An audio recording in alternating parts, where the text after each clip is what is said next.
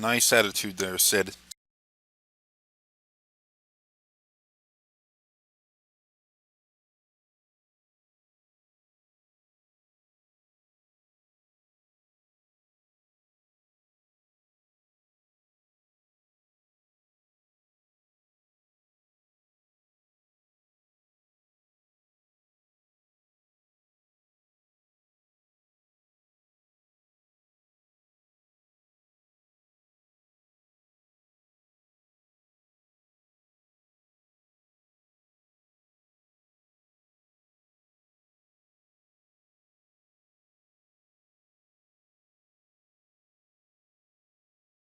Yuffie doesn't care.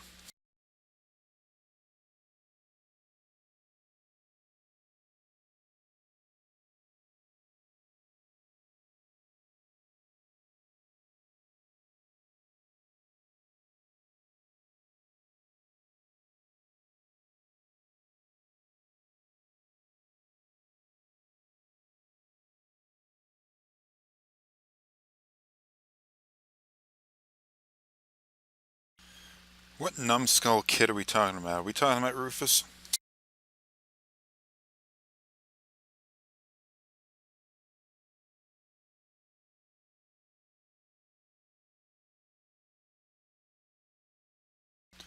Hey, why do you want to go to west? Go west, come on.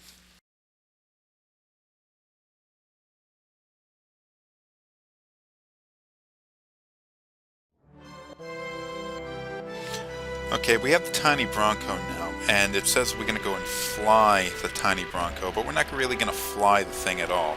You can't fly a broken plane, but you can skid across the water like it's a boat. Unfortunately, you can't head into the dark blue, deep water. That's just not going to happen.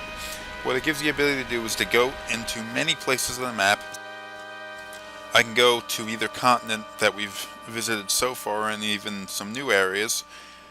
And any place we're allowed to land, on any place where there's a beach. But you can't land in a place like this, so we're basically stuck from doing that. What I'm going to go and do is I'm going to shut the camera off and work on my character's limit breaks and stuff, because I really have been neglecting that up until this point. And this is the first area that I've really had a chance to go to a lot of different places and work on that. So I'm going to go shut the camera off, so see you back in a minute. Okay, this isn't where I said I'd be back to, but there's one thing I wanted to show you. Remember this? This was the snake that we had difficulty getting past, and we had to go and pull a chocobo out in order to avoid fighting it. Now, I'd like to say that it is quite possible to defeat the thing now. Let's see how. First things first, we're want to go and pull out haste magic, because, you know, going fast is awesome. And also, Aqualung is very effective. Limit breaks are also always nice.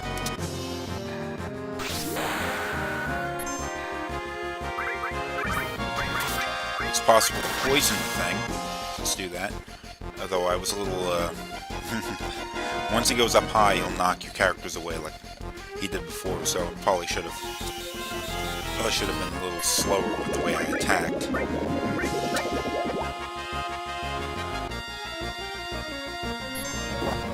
Oh, damn. Ah, screw it. Let's go all out. Okay, good, it's poisoned. Lose a character. Oh, we're at 13.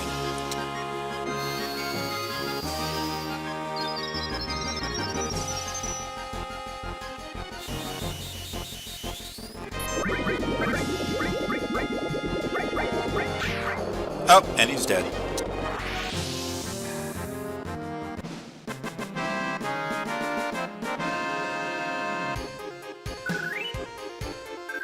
And that certainly took a lot of effort. And really, it's, I understand, the fact that Sephiroth could kill one of those things so easily is pretty good indication what kind of power he's doing right now. Actually, I got in this fight twice. Ridiculous. Okay, I've gone and done it. My little excursion back to the continent, which Midgar was on, has resulted in 3 new limit breaks, one for Cloud, one for Eris, and one for Red 13. Now, I still wanted to go and pick up new limit breaks for Tifa and Barret, but I decided I'm going to move on right now and do the next part of the game because I'm getting a little bored with that.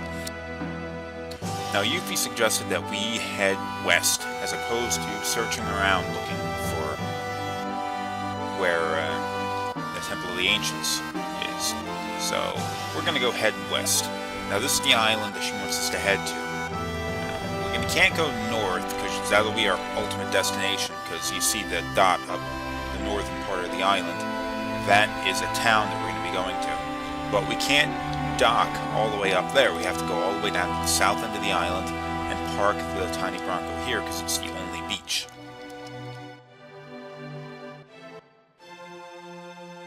A lot of running around in the world map in this section.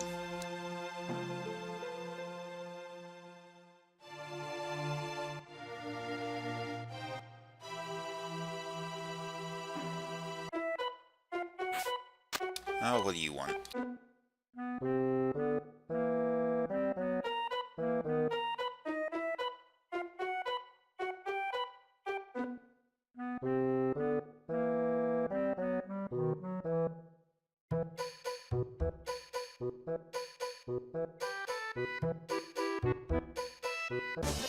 Ah, damn it.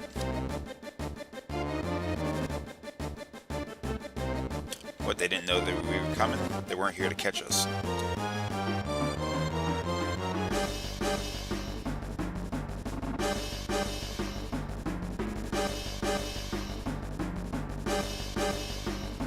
Oh, I guess it's a yes.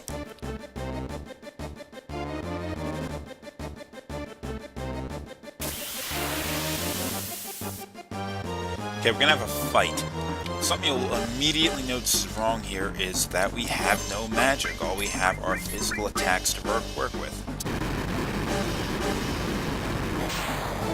And that is because Yuffie actually went and stole all of our materia.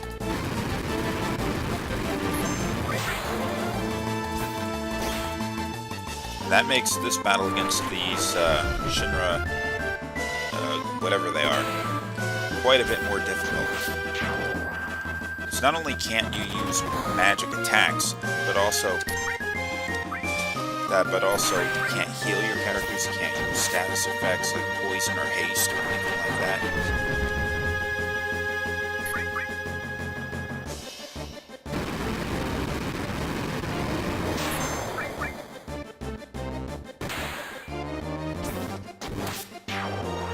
And we got him.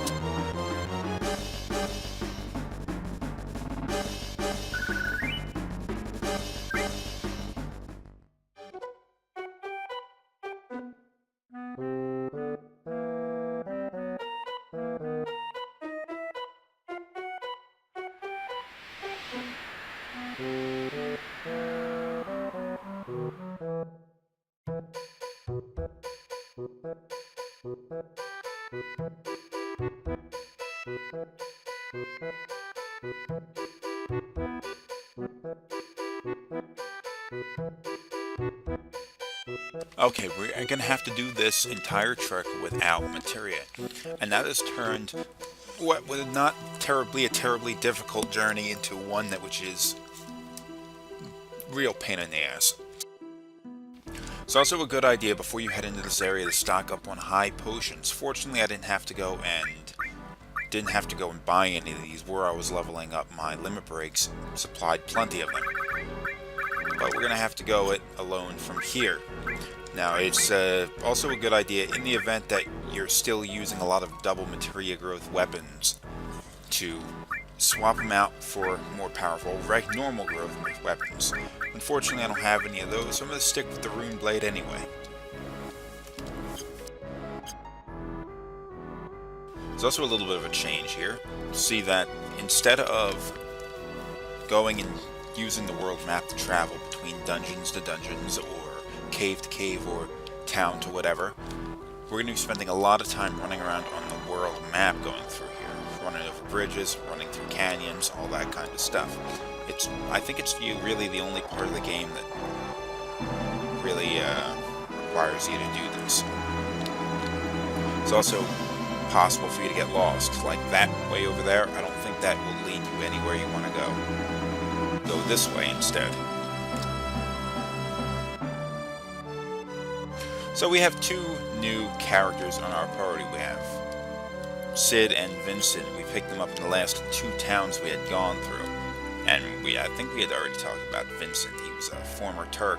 But Sid, on the other hand, oh, these characters, along with other ones like, say, back attack, like Cat Sith, even Red 13. But these are all examples of things that I don't really like about this game. I had made mention some time ago, earlier episodes, that I'm not a big fan of the kind of old-style way of the story progressing, where your characters would meet up a new party member, you talk to them for maybe 5-6 lines of dialogue, and then they'd be in your team, and they'd be your best friend, and all that kind of crap. Ooh, okay, we got a Sid limit break coming up.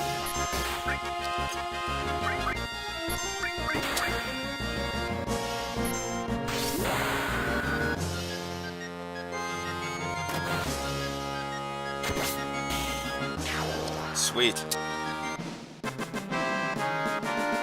Well, anyway, let's talk about how you meet a character, you have a couple lines of dialogue, and then they're on your team and they're your best friend and all that kind of stuff. Well, you sort of see that same kind of thing here. I mean, how many lines of dialogue did we have with Vincent? I mean, you could go through the entire Vincent thing, maybe like 1 or 2 minutes, and then Vincent's on your team. Sid, you have a little bit longer. Sid was, you go through the whole Rocket Town thing. That took a couple more minutes, but it was really not that big a deal. Cat Sith, the dude shows up, gives some crappy fortunes. He's on your party. He's in your party. What is that all about? Later games in the series didn't sort of stretch to the character development out a little bit longer, but you still get the same idea. These guys can be pretty tough, so I'm going to be considering fleeing from this fight. They do a lot of damage. When you're fighting these monsters, it's probably best that you stay on top of your healing. See, look at that. That lightning attack, too powerful. Okay, I'm going to run.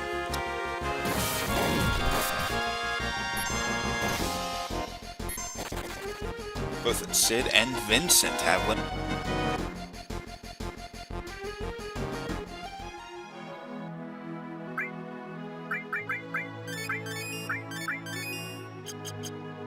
That was a close one. They almost got me there. Once I get my materia back, I'm going to come back here and kick all their asses. Okay. Now here is a beach, but we couldn't get here. There's stuff that would have blocked us from taking our tiny Bronco all the way up here. I believe this monster contains an enemy skill that we can collect. Unfortunately, without our materia, we can't use it.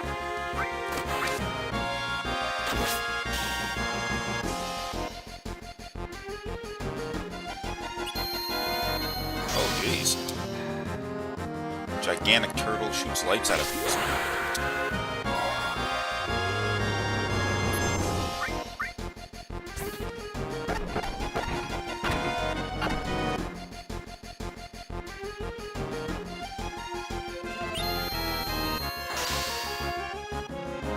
Not terribly tough. Well, it takes a lot of hits, but it doesn't, oh, jeez, barrier. It doesn't deal a lot of damage.